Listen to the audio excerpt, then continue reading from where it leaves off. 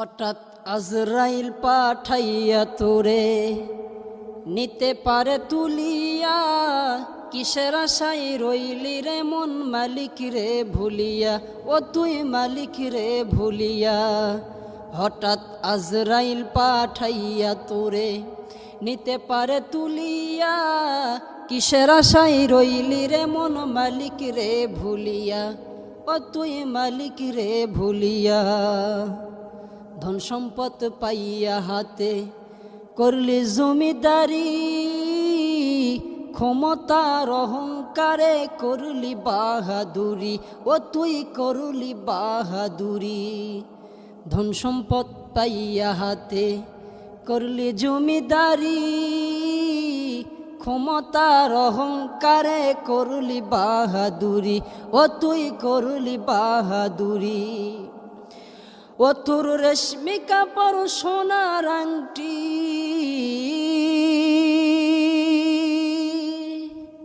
ও তোর রেশমি কাপড় সোনার আংটি, স্বজনরা নিবে যে খুলিয়া, কিসের আশায় রইলি রে মন মালিক রে ভুলিয়া, ও তুই মালিক রে ভুলিয়া। হঠাৎ আজরাইল পাঠাইয়া তোরে নিতে পারে তুলিয়া, কিসের আশায় রইলি রে মন মালিক রে ভুলিয়া, ও তুই মালিক রে ভুলিয়া। হঠাৎ মালাকুল মাউত কখন যেন আপনার আমার সামনে এসে দাঁড়িয়ে যায়, আপনার আমার কারোই জানা নেই। মৃত্যু যে কত ভয়ঙ্কর, হাসরের ময়দানটা হবে যে কত ভয়ঙ্কর। এই জমিন থেকে 9,30,00,000 মাইল দূরে সূর্য, এই সূর্যের বর্তমান যেরকম তাপ আর গরম আমাদের সহ্য হয় না। এ যুবক, পায়ে হাত দিয়ে একটি কথা বলে যাই, দিলের কানটা একটু খুলে দাও রে ভাই। যুবক রে, তোমাকেই বলতেছি, বৃদ্ধ বাবা, একটু গভীর মনোযোগ দিয়ে আমাদের কথাগুলো শুনবেন, এদিক ওদিক মন দিবেন না। যাই যেখানেই মাইকের আওয়াজ কানে যায়, আমাদের মোবাইলে যারা ভিডিওটি দেখবেন গভীরভাবে খেয়াল করবেন। আজকে এই বক্তব্যটা শুধু আমি এখানে দিচ্ছি তা না, সারা পৃথিবীর মানুষগুলো দেখবে।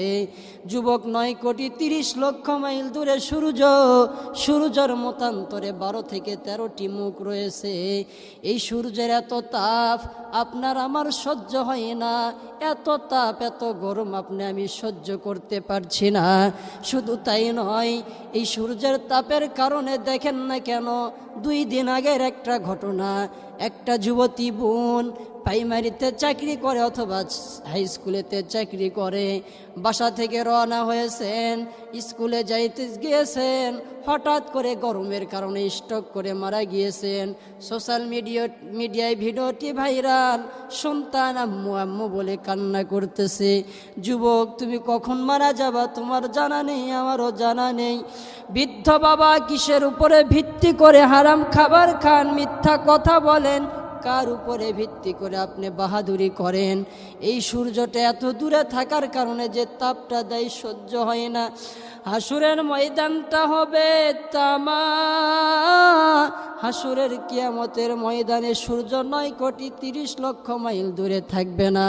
বান্দার মাথার 1 থেকে 1.5 হাত উপরে সূর্য চলে আসবে।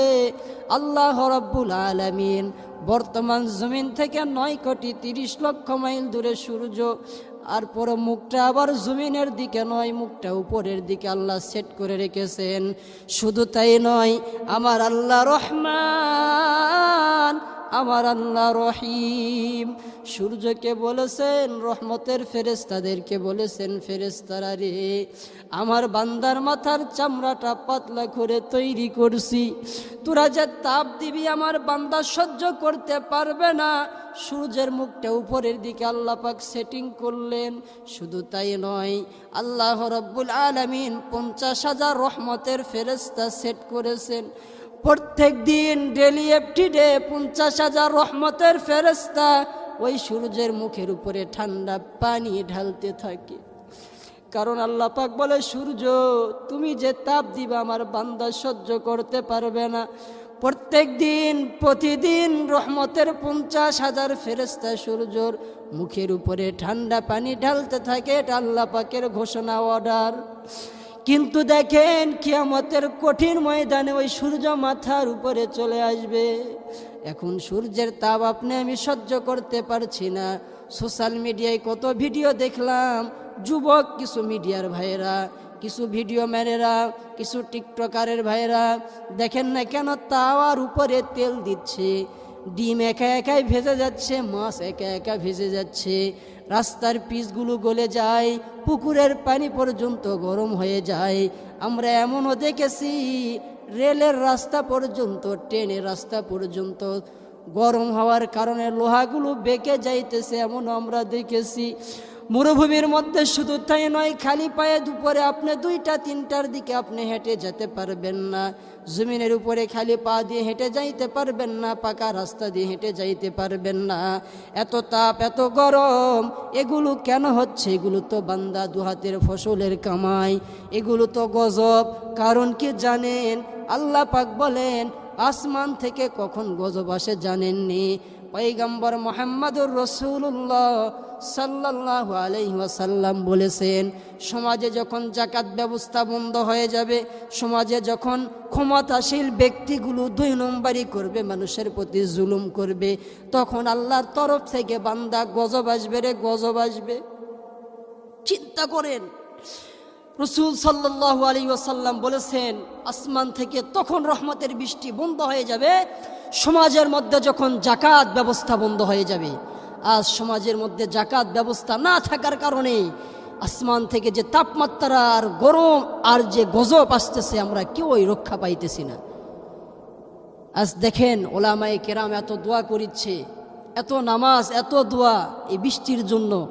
শুধু এই পাবলিক না, মুসা আলাইহিস সালাতু ওয়াস সালাম থেকে মুহাম্মদুর রাসূলুল্লাহ সাল্লাল্লাহু আলাইহি ওয়াসাল্লাম কখন রহমতের বৃষ্টি আসার পূর্ব মুহূর্তে যখন আসতো না, আল্লাহর তরফ থেকে রহমতের বৃষ্টি বন্ধ হয়ে যাইতো, তখন মুসা আলাইহিস সালাতু ওয়াস সালাম কি করেছিলেন? সকল ক্ষমতাশীল ব্যক্তিদেরকে বলেছিলেন যে আপনারা ক্ষমতার চেয়ার থেকে নেমে এসে আল্লাহর কাছে সাহায্য চান। মুহাম্মদুর রাসূলুল্লাহ সাল্লাল্লাহু আলাইহি ওয়াসাল্লামও বলেছিলেন আবু জেহেল, আবু লাহাবকে, যে যদি তোমরা এই গরম থেকে বাঁচতে চাও, এই গজব থেকে, যে কোনো প্রকার গজব থেকে বাঁচতে চাও, তওবা করো, আল্লাহর দরবারে স্যালেন্ডার করো, মাথা নত করো, আত্মসমর্পণ করো।